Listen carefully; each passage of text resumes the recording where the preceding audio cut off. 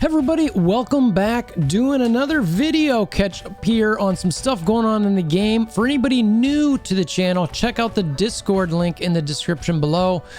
Typically try to do helpful videos, efficiency videos. The group we got together on the in the Discord community is pretty helpful, pretty friendly, so definitely check that out. Hopefully it'll help you guys out a bit. Also got some links in the description below for our sponsors, Amazon coins, as well as some weight loss stuff. So we'll run the Amazon coins ad just after that. After this, you'll check it out in a second. So for now, let's go check out some of this stuff that's going on with the strike pass. We got to figure it out. Maybe we do. Amazon coins. I wish I would have known about these when I started spending at all on Amazon / in gaming. I can't believe I waited this long to do it. I could have saved, I don't even know how much money. It's kind of scary to think about. The up to 20% at the peak value. Even some of the smaller ones, smaller packages have good values. I encourage everybody, if you're going to spend on any of this stuff, definitely do it through Amazon coins. The savings by themselves speak volumes. So save that money if you're going to spend it. Be smart. I mean, if you know you can save 20% on something, you know you're going to spend the money on it, wouldn't you want to do it? So anyway, the link in the description below brings you to this page. Buy whatever you want here. You know, pick whatever package. There's all kinds of other packs here. If you want to help support the channel, click that link that does bring you here. And every time you do purchase this, you do need to click that link. So it's important to remember that. It only lasts for about 24 hours. So next time you come through, if you don't mind, we absolutely appreciate it here. So thank you for that. I've got a video where I walk through the steps. You can see me right here. Yeah, double face. So go check out that video. Definitely worthwhile so that you can figure out how to get this all set up, emulator, Android, all that kind of thing. So appreciate Amazon coins for the sponsor and save yourself some money. Go do it.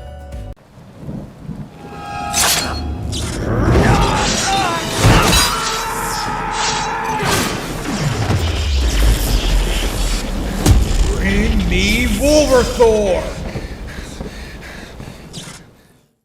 All right, before jumping into the actual data mines, you guys probably saw this beast, fountainable, whatever it is.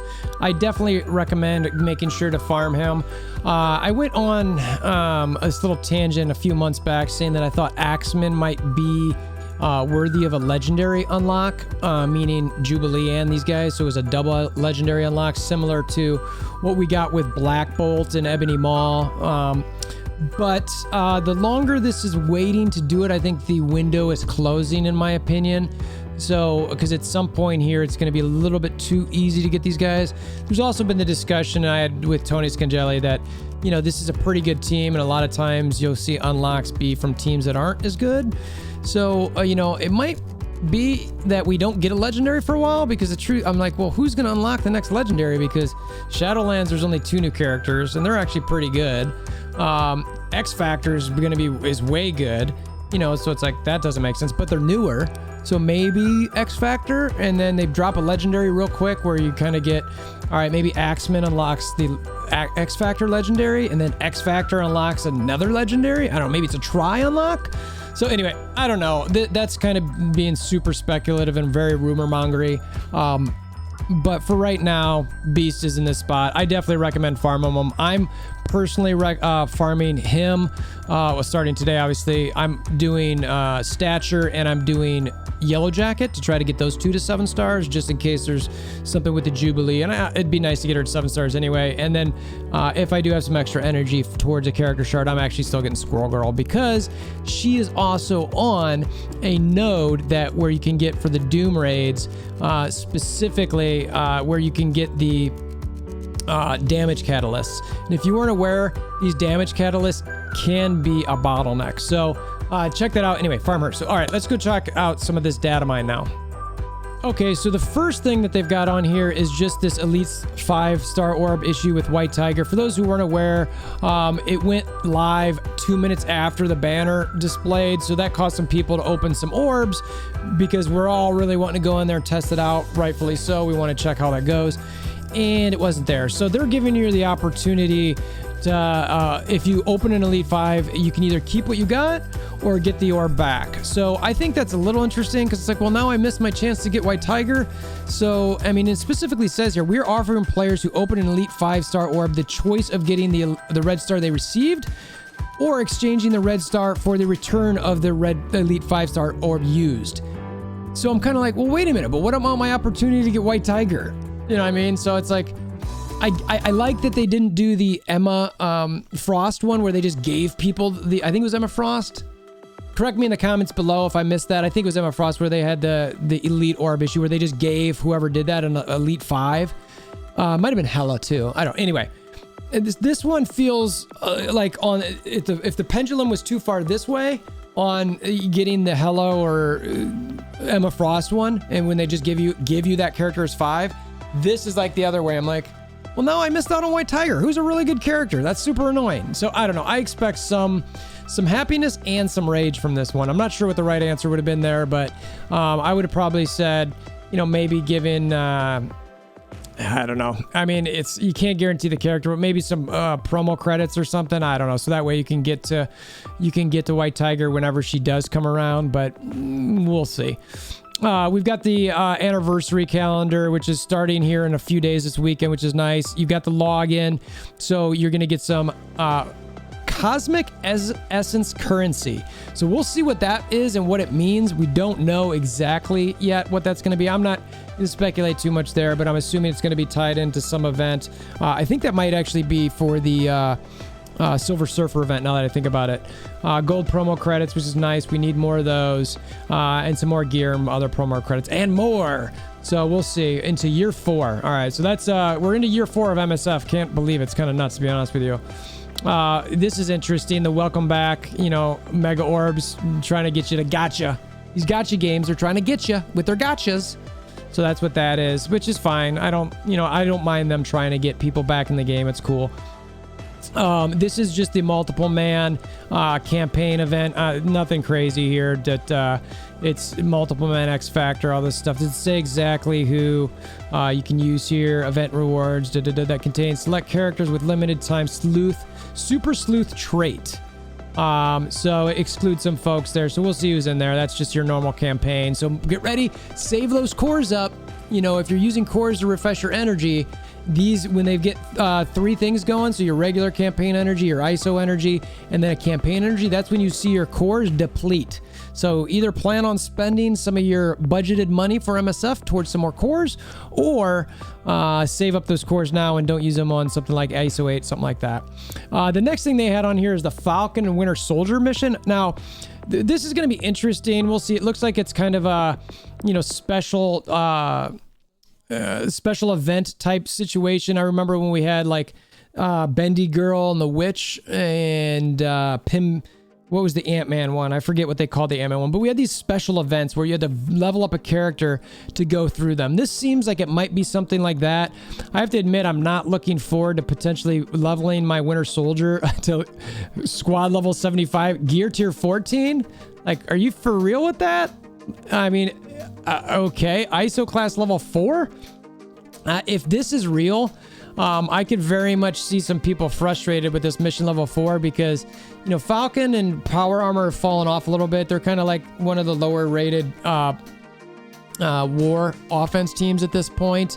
There's just so many things that can go wrong with them. Winter Soldier's okay with Zemo. I don't know. I'm not necessarily trying to bring them up to gear tier 14 or ISO class level 4. So I'm hoping that those recommendations are just that, is a, if you just want to make sure you can basically auto this thing and not think at all, then that's what you need. That's what I'm hoping there. So, and they go through this story here where they're talking about Red Skull from another dimension, and that it's going to be Falcon, Winter Soldier, Captain America, and Baron Zemo. Now, I'm going to do a shameless plug, self-promotion here. So if you haven't checked out, I am covering some MCU stuff with a couple friends of mine, Mike and Eddie. So if you're interested in talking about the shows and want to see those, I got that on my YouTube channel. Go check out the MCU playlist and obviously the Discord link in the description below. I always notify people whenever I post my videos. So that's that. And then, again, this is the multiple man event. We won't go through that again. It is what it is. So then we've got the Strike Pass thing. So this is where it's kind of interesting. So the Strike Pass season coming soon. You see that they've got 3 different levels here, 1, 2, 3, which is very interesting. If you jump down here to the code, you'll see right here, Strike Pass level 1, 2, and 3, where Pass 1 is for levels 10 through 49, 2 is levels 50 through 69, 3 is levels 70 plus. And what I expect to see here is that each pass level gives you different things to help you through the game based on where you're at. I'm hoping this is a catch-up mechanic type thing, or at least helping with that, but you know that there's going to be some cost aspects or some money-making aspects that are also going to play into this. So it's a collect strike tokens to progress through the milestones of the Strike Pass. So there's going to be some strike tokens are rewarded through daily objectives. So we're going to see these tokens through just whatever our daily objectives are. So I think our Strike Pass is going to be, I think, and I don't want to get too hopeful here, is that it's going to be something we're going to be doing already. There might be some other stuff, we'll see. As we go through this, we'll kind of continue to speculate, but I like that it's tied to the daily objectives. Tip, log in and complete all daily objectives to ensure free completion of the Strike Pass. So, right there, all you have to do is log in every day, complete the daily objectives, and you get your Strike Pass. We'll see if they add any daily objectives. I'm expecting maybe they add 1 or 2 max, but I think that that's going to be stuck there like that. They talk about the 3 tiers, which we already went over.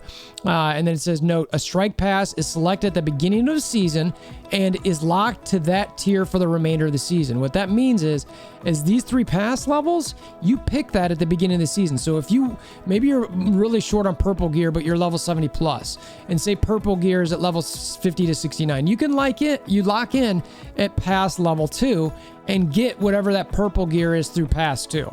And if you need blue gear or something lower, then you can lock into pass 1 and get the blue gear for that season. So it gives you a little flexibility based on what your specific needs are. I have to admit, I do like that flexibility. It's nice. I'll give them credit for that. It's a good concept there.